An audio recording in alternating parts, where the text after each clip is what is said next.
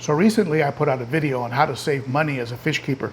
It was 5 money saving tips for frugal fish keepers like me. And people put comments under that video that made suggestions on how they save money. I also did a survey on YouTube on how to save money and on how you, the viewers, save money, and I got some good tips as well. So let's go ahead and jump into that. I want to show you 5 additional ways that you can save money and not necessarily compromise in the quality of care of your fish. Let's go ahead and jump into it now.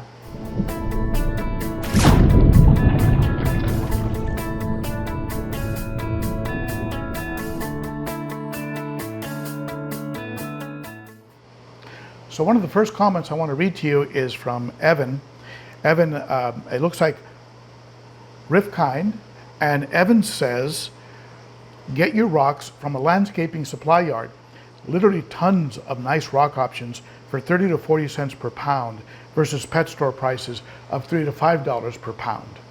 I didn't have a landscaping or quarry location available to me close by, but I went over to Home Depot to take a look at some of their prices and what they have in stock. Let's go ahead and take a look at them, and let's compare them to PetCo, what PetCo has going on for comparable items. But here at Home Depot, we have a lot of samples of rocks and things that we can compare what you would pay for these rocks versus what you would pay in a aquarium store. Here's some pretty good size Imperial Beach pebble bags. See the size of these? That's pretty good size stone right there. You can pick up a whole bag of these for $11.98. $11.98. And these are pretty good sized bags, you can see. That's a lot of stone, more stone than you'd probably need for your aquarium project. These here, a little bit more brown. These are called Dorado Beach Pebble Bag and Mexican Beach Pebbles. These are $10 to $12 a bag. Some beautiful Ash River rock, $11.98 a bag. That's a lot of rock. They also have some nice creek stone, some white creek stone. $8.98 a bag.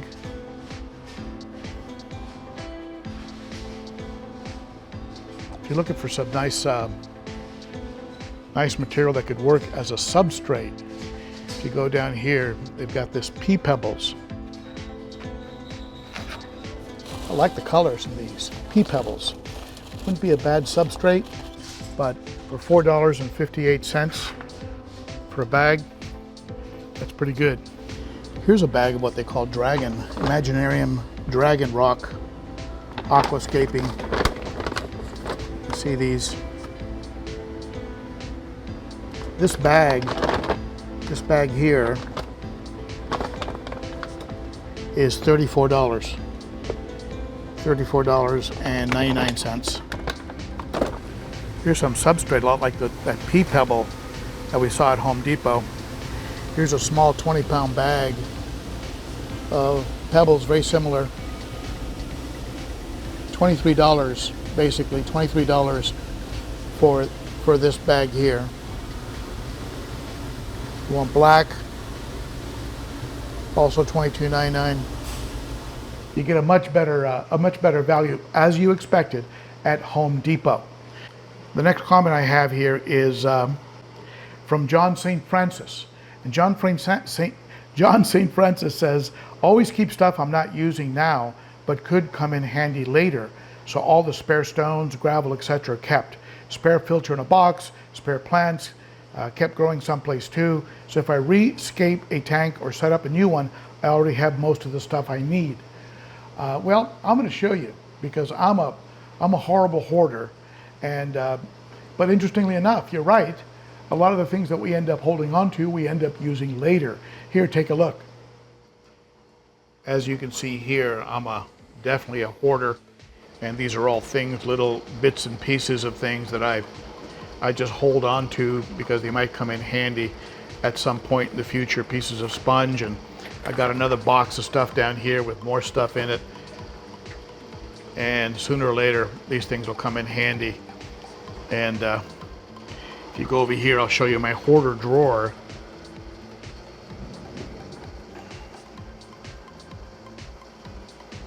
I mean, I've got so many pieces of stuff. Super glue for plant projects, tools, bulkheads, valves, yeah, you name it. Extension tubes for hang-on back filters, plumbing elbows, all kinds of stuff, paperwork. Yeah, I'm a hoarder. I'm a hoarder for sure. A lot of stuff. And some of it I should probably throw away or give away. Mark Jessup. Mark Jessup says, absolutely agree. I'm always thinking about alternatives for my tank. Currently use pool filter sand, used appropriate rock from my own backyard, built my own stand, polycarbon lid fitted with self-adhesive cup hooks for easy moving instead of a glass lid, painted black background, and have tried a number of different sponge types for filters. Using a pair of scissors to cut it to shape can save a small fortune. Love your content, Ben. Always looking forward to your next video. Thanks.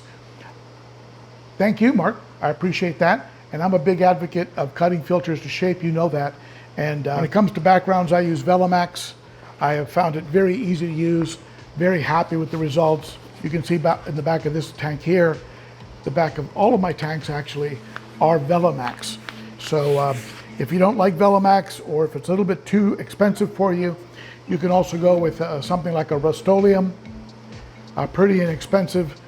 Count on buying probably twice the number of cans that you think you'll need, because you'll probably want to put several coats. My problem with this is that if you get tired of it, you got to scrape it off or use chemicals to take it off, and that's not good.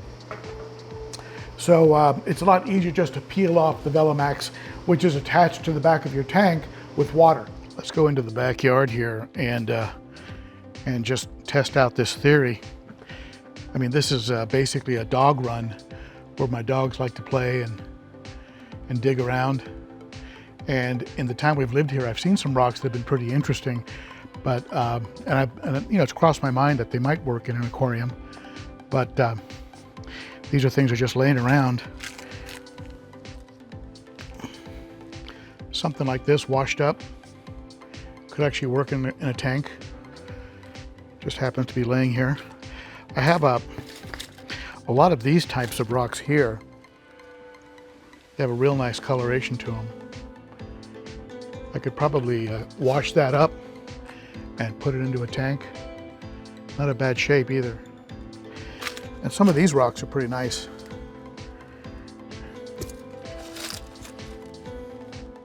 Like the color of that one.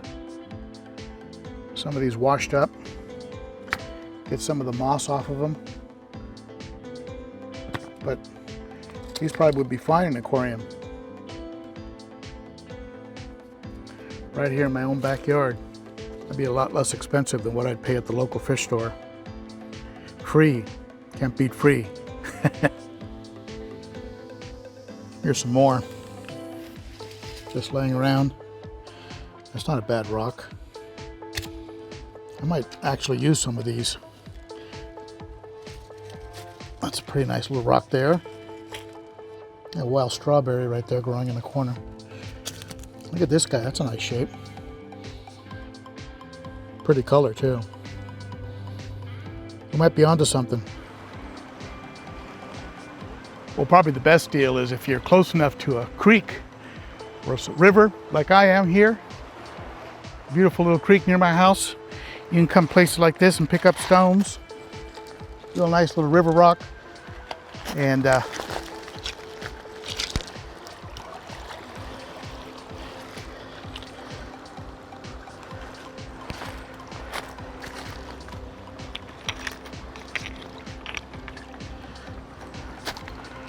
naturally you'd have to give them a good cleaning. You know, maybe put them in some very, very hot water. But take a look at some of these.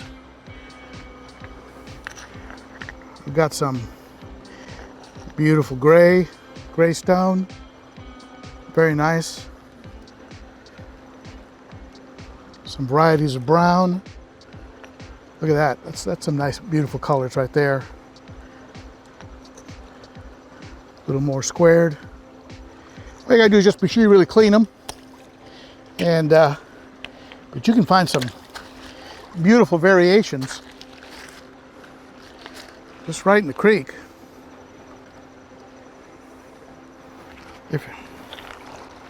Oh, I'm sorry. Got a fly fisherman here. So certainly that's the best bargain there is just go down to your local stream.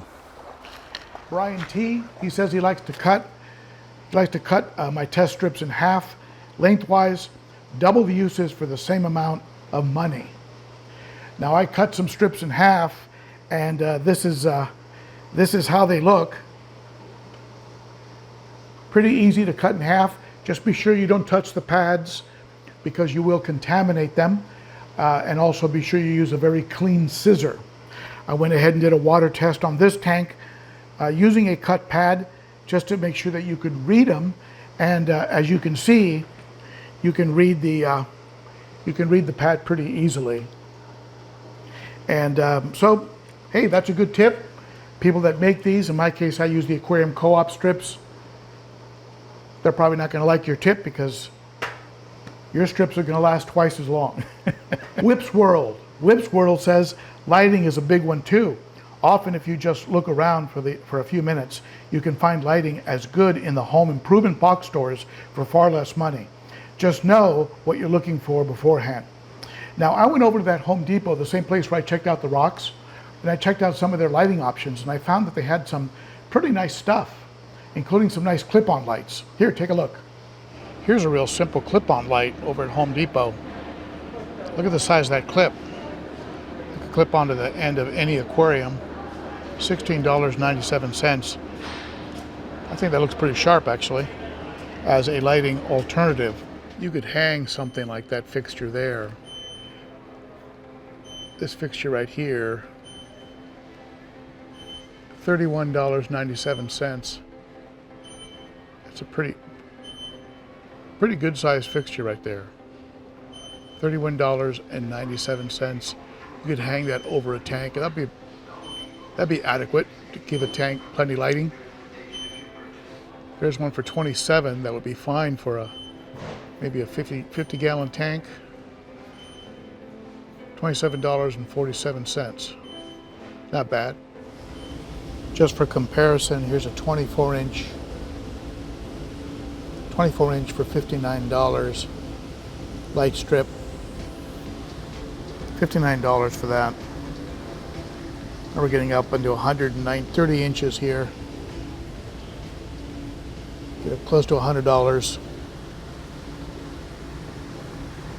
you can kind of see the difference there. Comparing that to the what's available at PetCo for lighting, you can see you can save a tremendous amount of money if you're willing to go ahead and repurpose some of the lights that they sell over at Home Depot. So that's a good tip, Whip's World. However, he says, for me, the biggest money saver is to just pay someone who knows what they're doing to DIY it for me. That way I don't have to buy the material twice. That said, when's your next trip to Illinois? I need a sump built for my 210. I'm pretty sure you can build the sump I built. It was very easy. I just used some of that stiff filter material from Bulk Reef Supply, and you can get away for probably a third to a quarter of the price you would pay for one of the large prefabricated sumps. So there you go. If you have more tips for the viewers, put them below, and we're always learning from each other around here. Thank you so much for tuning in. You are appreciated. If you haven't already done so, be sure to hit that sub button, and see you on Saturday for the Cichlids and Coffee live stream.